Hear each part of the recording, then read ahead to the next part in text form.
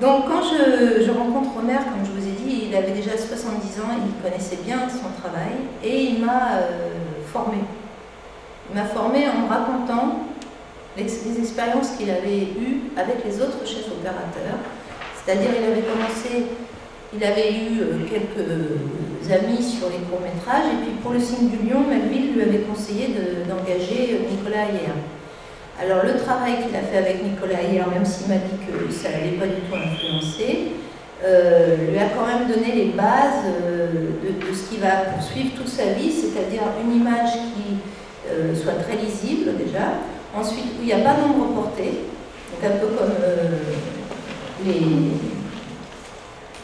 estampes japonaises, bien qu'elles doivent quand même avoir de la profondeur, de la force, mais pas d'ombre portée. Et une image, là c'est la lumière, une lumière qui ne se remarque pas. Ça, toujours, il a voulu que la lumière soit élégante, mais ne mette aucun filtre entre le spectateur et l'histoire qu'il raconte. Parce que Éric Rohmer est avant tout un auteur. Il voulait être écrivain et puis ensuite il a adapté ses nouvelles au cinéma. Et enfin, je ne sais pas ce que vous en pensez, moi je trouve que c'est vraiment un des grands auteurs du XXe siècle. Il a une manière de rentrer, de fouiller l'âme, d'aller jusqu'au plus profond d'une situation qui, moi, à chaque fois me touche fortement, comme me bouleverse même. Et je ne sais pas si vous avez lu récemment les pièces de Corneille.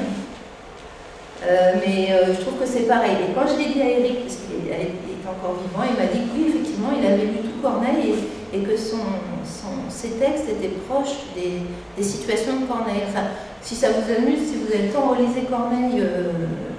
Et voyez les films d'Éric, et puis en fait, on voit bien, déjà, ce sont des personnages de femmes, souvent, forts, très forts, qui emmènent l'action. Et puis, c'est des situations qui sont poussées vraiment et démantelées jusqu'au bout. Donc il ne faut absolument pas qu'on soit gêné par l'image pour suivre ces situations et cette dramaturgie. Donc il a mis en place tout un système aussi, parce que lui, au début, personne ne voulait qu'il fasse du cinéma. Il n'avait pas d'argent, pas de pellicule, et il me racontait une fois que c'était Godard qui lui amenait souvent les chutes de pellicule qu'il avait récupérées sur le tournage, et qu'une fois il avait commencé un court-métrage. Il avait 50 minutes de chute de pellicule et il a réussi à faire un film de 56 minutes. C'est pour vous dire à quel point il était économe. Parce qu'en fait, quand on est en 35 mm sur un long métrage,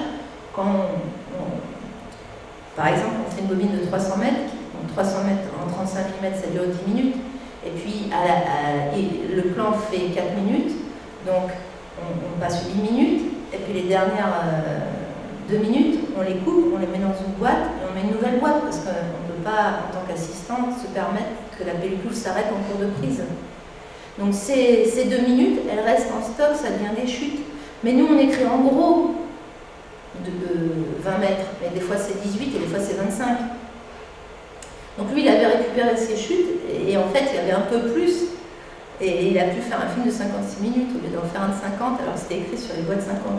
Pour vous dire à quel point il était économe à l'image près. Et la collectionneuse, il avait juste de quoi faire une prise, il ne pouvait pas faire 2 prises. D'ailleurs, il n'avait pas d'argent pour faire le son, il l'a fait après. Donc c'était vraiment, ça c'est sa base, et je pense qu'il a après organisé tout son travail fort de cette expérience, en trouvant que ça apportait des choses et que c'était libérateur. Enfin, ça c'est ce que je vous dis moi, hein. C'est peut-être que lui, s'il m'entendait parler, il serait horrifié. Là, c'est ce que je pense. Enfin, c'est un peu c'est ce que j'ai compris, parce que lui ne m'aurait jamais expliqué ça comme ça, et il n'expliquait pas trop les choses. Enfin, en tout cas, ça, il m'a dit qu'il avait qu'une prise pour la collectionneuse, et qu'il a découvert la beauté de tout ce qui peut se passer dans une prise, c'est-à-dire tout le monde met tout son effort, il y a une montée d'adrénaline de toute l'équipe, c'est comme le sang du réalisateur qui passe dans la caméra, hein, du 35 mm qui passe le long des griffes. Donc lui, Quand je l'ai rencontré, il avait gardé donc, cet esprit d'économe et aussi, peut-être parce qu'il était croyant, et, je ne sais pas, ça c'est un peu loin, mais en tout cas, il n'aimait pas abuser des choses, ni de la nature, ni des êtres humains, ni des comédiens, ni de la pellicule, ni des techniciens. Il était extrêmement responsable. De même, par exemple, tous les décors et tous les films sont faits proches d'une gare ou d'un métro, parce que lui ne prenait pas de voiture. C'est qu'à la fin de sa vie, quand il était vraiment, il ne pouvait vraiment pas marcher, qu'il acceptait de prendre une voiture, mais parce qu'il était écolo, quoi. Donc ça se retrouve aussi dans sa manière de ne pas vouloir dépenser trop de pellicules, de ne pas vouloir demander aux comédiens de jouer 50 fois une scène, voilà. Mais lui, donc ça c'est quelque chose que j'avais compris. Bon, quand je commence à travailler avec un réalisateur, je vois tous ses films et puis après il me donne son scénario et je commence à écouter. Alors pour l'Arbre et la médiathèque, c'était le premier film que je faisais comme chef-op. Donc il me donne le scénario et puis moi je reviens, j'avais plein d'idées en tête. Et puis je lui dis mes idées, mais c'était pas du tout les siennes.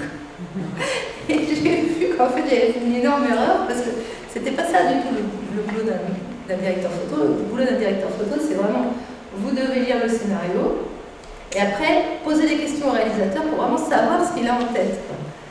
Et à ce moment-là, on détermine les choix logistiques, c'est-à-dire l'équipe, de combien de personnes elle va être, parce que chaque personne sur un tournage compte et influe sur le film. S'il y aura des camions ou pas de camions, les temps de tournage et le matériel utilisé. Donc tout ça sont des choix finalement qui au final vont se retrouver dans l'esthétique du film, hein, ça c'est clair. Mais nous on parle que de choix matériels. On ne parlait jamais de choix. Il y en aura qu'un que j'ai amené, c'est Triple Agent. Et là je vais parler d'une intention. Il était effondré, il m'a dit bon vous faites comme vous voulez, puis ça se voit pas, voilà. Mais les autres, jamais on a parlé d'intention précise, quoi. Donc pour la médiathèque, je vais vous montrer, je pense que vous avez tous vu ce film. Oui? Non? Enfin, s'il y en a des noms, bon ben voilà, tant mieux, comme ça vous verrez. J'espère que ça vous donnera envie de le voir. De toute façon, je pense que c'est bien de voir toute l'œuvre d'un auteur en général. Moi j'ai vu là tout Lubitsch, j'ai adoré, enfin, ça me fait voir différemment le travail d'un réalisateur, je trouve, tous ces films. Bon, Romer il en a fait pas mal, mais ils sont disponibles quand même, c'est pas un fond infini. Donc sur la médiathèque, la contrainte c'était que j'étais toute seule, voilà. Il n'y avait pas de machinot, il n'y avait pas d'électro, il n'y avait pas d'assistant. Faire le point, il fallait que je conduise la voiture et que je fasse tout toute seule. Alors évidemment, dans un tel cas de figure, j'avais juste donc, une caméra Poutan avec un objectif qu'il avait acheté donc, à l'ORTF.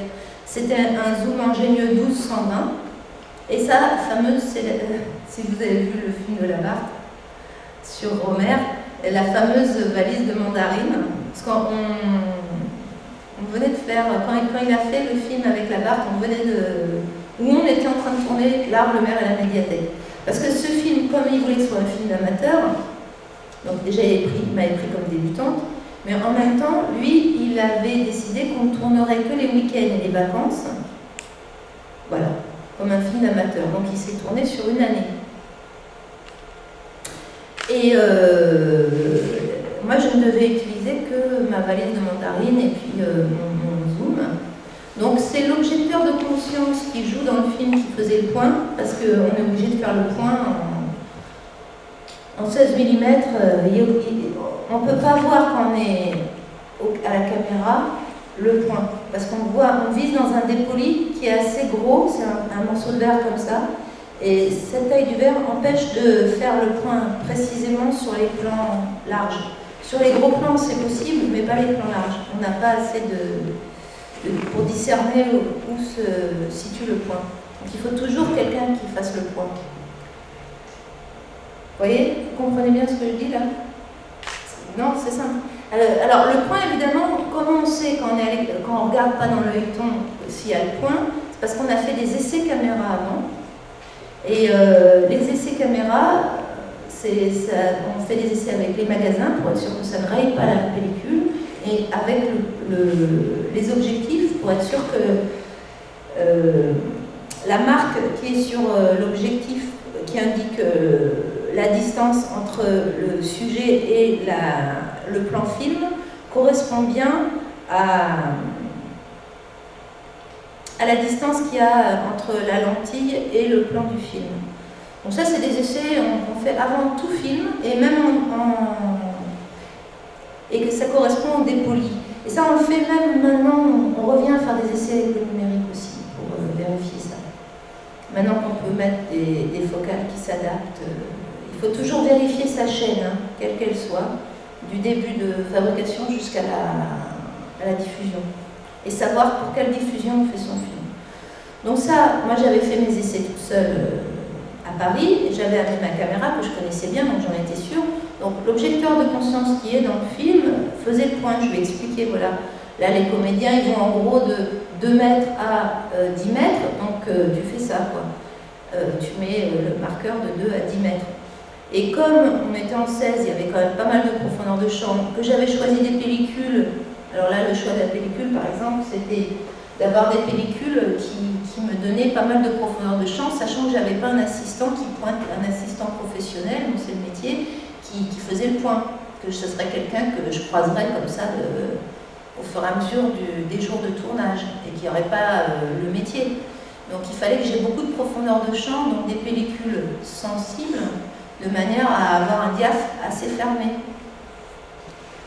C'est ce genre de paramètres en fait qu'on prend en compte pour créer l'image, par exemple là précisément de ce film.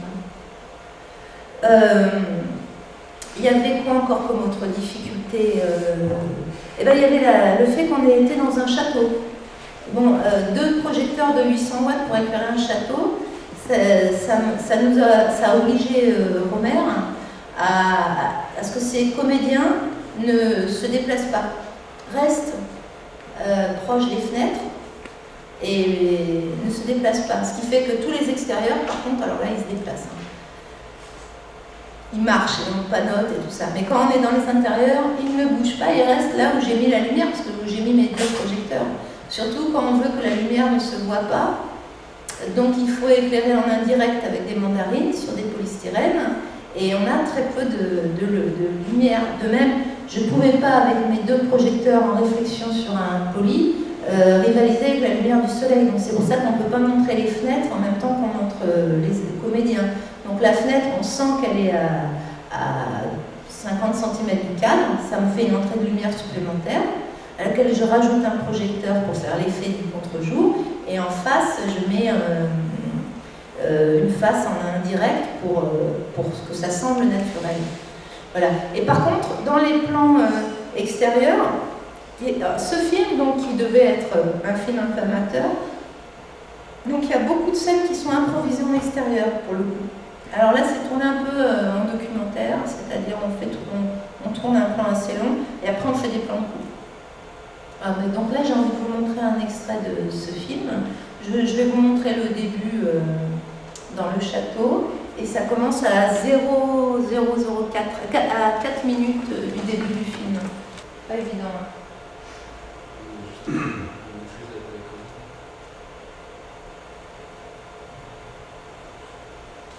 Ça, c'était le premier jour de tournage, c'est quand il m'a testé en fait, parce qu'il m'avait engagé. Et puis il m'a dit, on va faire un test. Et ça a été ce jour-là où on a fait la séquence avec Parvulesco à la brasserie Lippe. Et où il a été assez catastrophé des roches que je lui ai ramenées. Mais finalement, il m'a gardé parce qu'il a trouvé que j'avais une bonne discipline. Mais sinon, là, j'ai fait à l'épaule et j'étais tellement anxieuse que je ne pouvais pas rester suffisamment longtemps sur chaque personnage. Et il a mis 2 semaines à monter cette séquence. Oh, c'est pas grave ça. On n'aura pas le son alors? Si. Ah bon? On va voir ce que le président va faire, ce que le parti va faire, que le